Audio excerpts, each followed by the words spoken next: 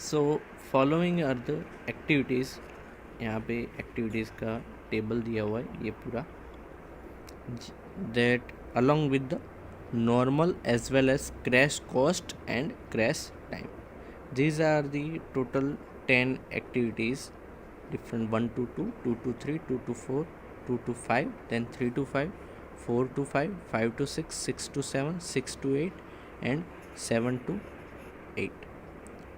Now there is crash as well as normal time and cost for all the activity. There is normal time, normal cost, crash time, crash cost. Same way इधर भी जो बाकी की सारी activities है उन सब के लिए यहाँ पे ये सारे के सारे टाइम दिए हुए हैं, plus the indirect cost per day for the project is 500 rupees. जो इनडायरेक्ट कॉस्ट है प्रोजेक्ट की वो यहाँ पे 500 रुपीज़ है। And we have to find out the critical path, normal project duration and associated cost. जो नॉर्मल प्रोजेक्ट ड्यूरेशन कितनी हो रही है वो हमको फाइंड करनी है, उसका टाइम, और उसके साथ एसोसिएटेड उसकी कॉस्ट कितनी है वो फाइंड करनी है, और क्रिटिकल पाथ कैसे फाइंड करना है। ठीक है, जो क्रिटिकल पाथ है CPM मेथड से हम फाइंड कर सकते हैं, उसकी ड्यूरेशन फाइंड करनी है और उसके साथ एसोसिएटेड हुई कॉस्ट फाइंड करनी है, और बाद में हमको ऑप्टिमम ड्यूरेशन फाइंड करनी है। ऑप्टिमम मतलब यहाँ पे लीस्ट ड्यूरेशन नहीं बोला, ऑप्टिमम ड्यूरेशन बोला है, जिसके लिए प्रोजेक्ट की कॉस्ट मिनिमम मिले। मतलब यहाँ पे जो कॉस्ट मिली उससे भी कम कॉस्ट हम कैसे फाइंड कर सकते हैं, by crashing of network with optimum duration.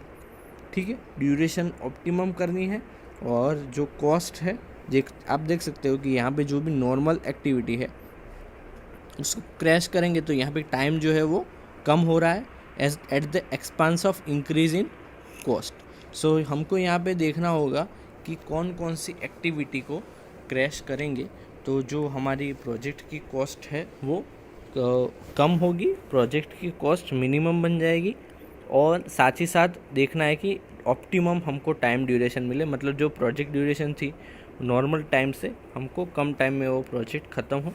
और हमने पिछली थियरी में देखा था कि जो भी क्रिटिकल पाथ वाली एक्टिविटीज़ है उनको सबसे पहले कंसिडर करना है as a part of crashing. So the first thing we need to do is to draw the first diagram for this, that is network diagram. But before drawing the network diagram, here there is one thing, that is the normal project duration and associated cost. now यहाँ पे आप देख सकते हो कि यहाँ पे ये नॉर्मल टाइम दिया हुआ है और उसके लिए कॉस्ट दी हुई है।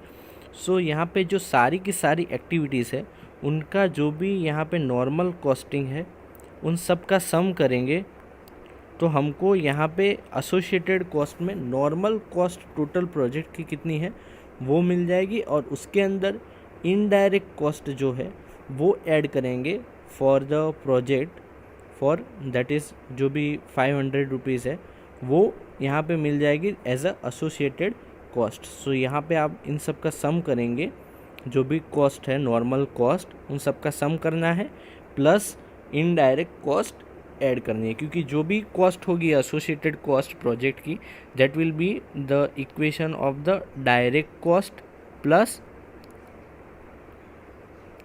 Indirect cost, direct plus indirect cost. So उन दोनों का सम करेंगे तो हमको जो टोटल एसोसिएटेड कॉस्ट है वो मिल जाएगी।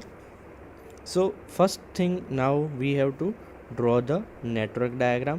That is our first step 1. First of all, we will draw the network diagram and find the earliest starting time, latest starting time, then earliest finish time and latest finish time for all the activities, and we will mention in them, and we will draw the critical path for the same. As I explained, you can solve by watching the previous example. Here I have directly mentioned the complete diagram which will be look like in this. So here you can see there is first activity 1 to 2, which is having duration of 3 days as a normal. Now the starting time will be here. The first thing we have mentioned is the starting time. Here it is the starting time, and here is this is the earliest starting time, and this is the earliest latest starting time. Same way this is for the all the we will mention EST and LST. So here the first we will see the EST for the all the activities. We have mentioned the duration all over here for the complete path. Now you can see the first activity, the यहाँ पे जो सबसे पहले 1 number की event है वो 0 time से start होगी. उसके बाद यहाँ पे उसके अंदर ड्यूरेशन वो ख़त्म होगी एट 3 डेज़. ठीक है. उसके बाद यहाँ पे 2 to 4 जो है उसमें 7 डेज़ लग रहे हैं. सो 3 + 7 इट विल बी 10. और पैरेलल में आप देखेंगे अगर यहाँ पे तो सो जो अभी आप पैरेलल में सबसे पहले 0 से 2 के लिए 3 डेज़ ऐड होंगे. ठीक है. उसके बाद यहाँ पे 7 डेज़ ऐड करेंगे. सो 3 + 7 इट विल बी 10 डेज़. फिर यहाँ पे आप देखोगे तो 3 + 3 इट विल बी 6 डेज़. फिर यहाँ पे आगे ऐड करेंगे. सो 10 + 0 जो 4 to 5 है उसके लिए 0 ड्यूरेशन है. तो यहाँ पे जो दिया है वो मैक्सिमम टाइम दिया है. सो सबसे पहले यहाँ पे आप अभी मेंशन करेंगे तो यहाँ पे 10 है. इस पाथ से अगर आएंगे तो यहाँ पे आएंगे तो कितना होगा 3 + 9 इट विल बी 12. एंड यहाँ से अगर यहाँ पर आएंगे so it will be 6 + 5 it will be 11. So the maximum time is taken as the earliest starting time. So यहाँ पे 12 लिया है. ठीक है. तीनों में से. ठीक है. उसके बाद आगे अगर बढ़ेंगे तो यहाँ पे क्या है 6 डेज़ है. तो 12 + 6 18 होगा. फिर 18 + 13 that will be equal to 31. 18 + 13 that will be 31. and 18 + 4 will be equal to 22. But for when we add 10 over here it will become 32. So for 8 number it will be 32, which will be the earliest which will be the latest this is the finish time for this 8 number, and that will be also the latest finish time for this, because it is the end point of the activity 8 number. So the latest finish time will be this 32. And for finding the latest finish time for all activity we will go on the reverse way. So we will minus 32 minus 10, which will be 22. Again from 22 we will minus 4, so it will be 18. From 18 we will minus 6, it will be 12. From 12 what we will minus, for if we go along this path there will be 0, so it will be latest finish time will be 12. Then यहाँ पे 5 minus करेंगे, सो it will B 12 - 5 which will be 7. और यहाँ पे 12 - 9 करेंगे तो यहाँ में मिलेगा 3, और 3 में से 3 माइनस होगा, सो यहाँ पे हमको मिल गया latest finish time, latest starting time यहाँ पे मिल गया, that will be 0. So in this way we can find for the all path. और जो भी यहाँ पे पाथ हमको मिला, सो जो भी फ्लोट होगा, जिसके लिए यहाँ पे फ्लोट 0 होगा, that will become our critical path. So यहाँ पे आप देख सकते हो कि जो फ्लोट है वो हमको 0 किसके लिए मिला, जो 0 मिला वो सबसे पहले 1 के लिए 0 मिला, फिर 2 के लिए 0 मिला, 5 के लिए, 6 के लिए, 7 के लिए और 8 के लिए. इन सब के लिए क्या है, फ्लोट 0 है. सो वो हमारा क्या बनेगा, critical path. So critical path will be 1 to 2, 2 to 5, then 5 to 6, 6 to 7 and 7 to 8.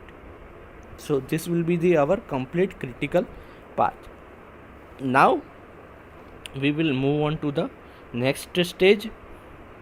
We will find the project duration. So यहाँ पे project duration जो होगी वो कितनी होगी, 3 + 9 will be 12, 12 + 6 18, 18 + 4 22, और 22 + 10 32.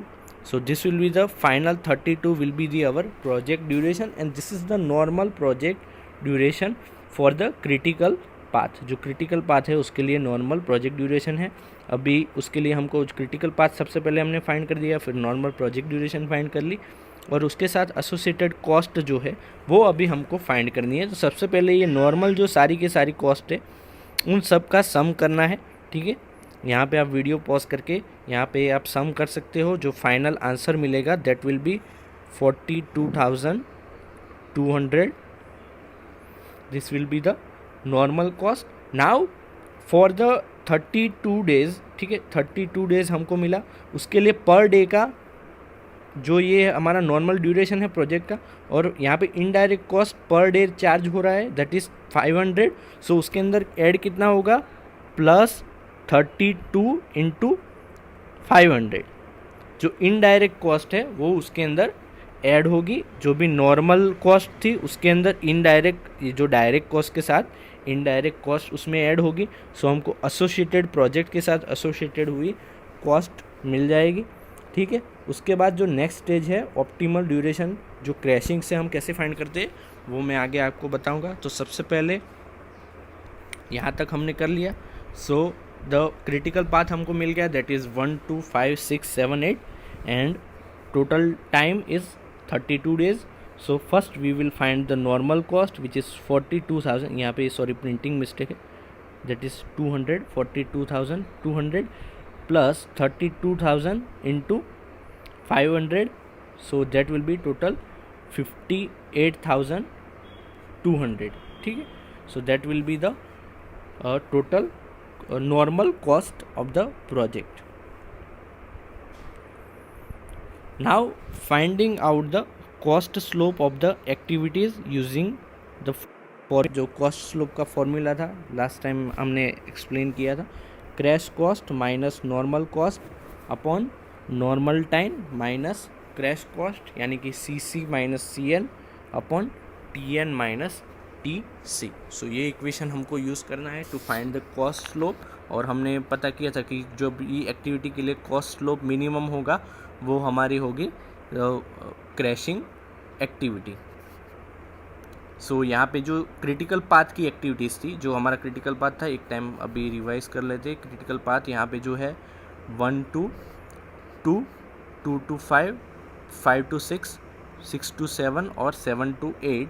सो यहाँ पे आप देख सकते हो 1 to 2, 2 to 5, फिर 5 to 6 और 6 to 7 एंड 7 to 8. सो इन सब के लिए जो वैल्यूज़ है यहाँ पे, ये सारी की सारी वैल्यूज़ ये यहाँ पे आपको लेनी है in the table.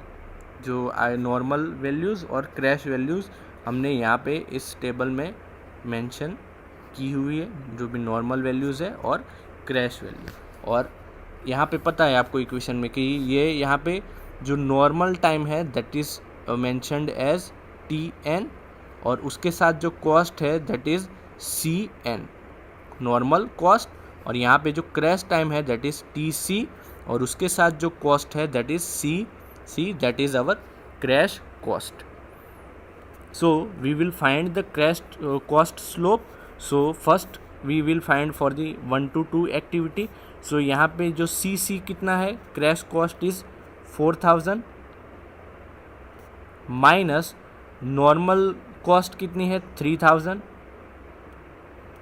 Divided by normal time कितना है यहाँ पे that is 3 days minus crash time कितना है 2 days. सो यहाँ पे आंसर आएगा that will be 1000. That will be the cost slope. Similarly we will find for the all activity for 2 to 5, 5 to 6, 6 to 7 and 7 to 8. Now अभी के लिए आप यहाँ पे देख सकते हो कि दो एक्टिविटीज़ ऐसी है कि जहाँ पे कॉस्ट स्लोप हमको मिनिमम मिला, that is for 2 to 5 and 2 to 5 to 6. So we will crash them one by one. सबसे पहले जो 2 to 5 है उसको क्रैश करेंगे, उसके बाद देखेंगे अगेन फाइंड करके कि कोई और एक्टिविटी पैरेलल पाथ तो नहीं मिल रहा कि जिसके लिए मिनिमम मिल रहा हो. सो सबसे पहले 2 to 5 को हम यहाँ पे आप देख सकते हो कि जो मिनिमम कॉस्ट स्लोप है from above critical activities is 2 to 5 and 5 to 6, each having cost slope of 450 rupees per day, while the activity 5 to 6 can be reduced by 2 days. यहाँ पे ये जो यहाँ पे देख सकते हो कि जो 5 to 6 है that can be reduced by 2 days, while यहाँ पे जो भी but if it is crashed by 2 weeks the 1 2 3 5 6 7 8 becomes the parallel path. अभी उसको यहाँ पे अगर क्रैश करेंगे तो क्या होगा कि अभी नेटवर्क डायग्राम के अंदर जो 1 2 3 5 6 है 5 6 7 वो एक पैरेलल क्रिटिकल पाथ बन जाएगा. सो उसकी जगह पे हम कौन सी क्रैश करेंगे 2 to 5. So crashing the activity 2 to 5 by 1 week the reduction project time is 31 days. So 2 to 5 को यहाँ पे रिड्यूस करेंगे. सो यहाँ पे एक मिस्टेक है कि यहाँ पे जो 2 to 5 के लिए जो क्रैश डेज है दैट इज़ यहाँ पे क्रैश होके क्रैश टाइम होगा 8 का है, ठीक है. 8 days यहाँ पे है क्रैश टाइम, जो 9 की जगह पे 8 days है for 2 to 5. So that is one printing mistake. So you can see the reduction is of 1 week for that path. So by crashing 2 to 5 we can reduce by 1 week. So 32 days की जगह पे 31 days होगा.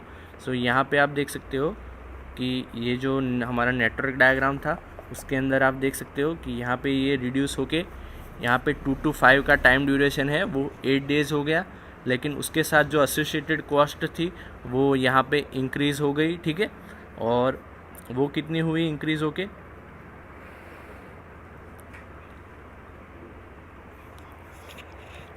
With crashing 2 to 5 the new total cost जो होगी, जो total direct cost थी वो तो सेम रहेगी, फिर increase in direct cost due to crashing और इनडायरेक्ट कॉस्ट फॉर 31 डेज. तो वो तो 31 प्लस 500 और जो भी इंक्रीज़ हुई डायरेक्ट क्रैशिंग की वजह से वो कितना हुआ. सो जो इंक्रीज्ड कॉस्ट थी वो कितनी इंक्रीज़ हुई 4500 इंटू 1 जो उसका कॉस्ट स्लोप था, ठीक है. और 1 डेज के लिए थी, फिर जो 31 इंटू 500 और जो 42,000 थी वो तो हमारे डायरेक्ट कॉस्ट इन्वॉल्व थी. यहाँ पे ये 42,200 है. और जो यहाँ पे फाइनल आंसर होगा that will be the increase by the crashing of that activity. Now यहाँ पे आप देख सकते हो कि एक और क्रिटिकल पाथ है, हमको यहाँ पे पैरेलल पाथ मिल गया, ठीक है, ड्यू टू क्रैशिंग. और यहाँ पे फ्लोट 0 हो गया, ठीक है. सो यहाँ पे अभी हम यहाँ पे जो 12 चेंजेस हुआ था वो 12 की जगह पे यहाँ पे 11 आ गया. Similarly we will do the next for the similar parallel path. जो 2 क्रिटिकल पाथ मिले यहाँ पे ये नया पाथ मिला. Now finding out the cost slope for the other critical activity using the formula for the cost slope. जो cost slope की formula है वही यूज़ करेंगे. और सबके लिए यहाँ पे जो ये नया पाथ मिला उसके लिए हम जो है वो क्रिटिकल कॉस्ट स्लोप है वो फाइंड करेंगे. और जो कॉस्ट स्लोप है यहाँ पे जो 2 to 5 हमने क्रैश कर लिया, यहाँ पे 2 to 3 है वो पॉसिबल नहीं, क्योंकि यहाँ पे जो डाउनवर्ड में अगर 0 आता है तो वो इनफाइनाइट हो जाएगा, तो वो कॉस्ट स्लोप पॉसिबल नहीं है. फिर 3 to 5, 5 to 6 और यहाँ पे सब फाइंड करने के बाद जो हमको मिला वो मिला 5 to 6 ही मिला, ठीक है. उसको हमको क्रैश करना होगा. सो यहाँ पे हम क्रैश करेंगे तो वो 2 दिन कम हो जाएगा, मतलब 29 डेज़ हमको मिलेगा. और यहाँ पे आप देख सकते हो जो नेटवर्क डायग्राम के अंदर कि 29 डेज़ यहाँ पे क्रैशिंग करने से मिला, और जो भी टाइम में चेंजेस है वो सारे हमको यहाँ पे मेंशन करने हैं, ठीक है। और क्रैशिंग करने के बाद वो 6 डे से 4 डेज़ हो गया है यहाँ पे, और उसके साथ एसोसिएटेड कॉस्ट है विथ क्रैशिंग। जो टोटल कॉस्ट है हम फाइंड करेंगे direct plus indirect for 31 days, जो यहाँ पे भी 42,200 है।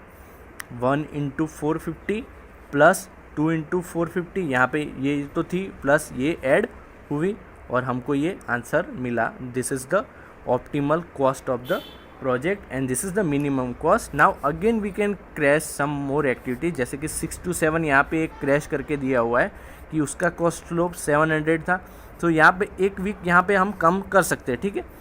बट यहाँ पे क्या होगा कि जो कॉस्ट है वो ज़्यादा हो जा रही है, तो यहाँ पे ऑप्टिमम कॉस्ट हमको सिर्फ और सिर्फ यहाँ पे मिली। So this will be the our final answer and this is how we perform the crashing of the network. So this is the end of the lecture, and here this is the final answer: 29 days and 58,050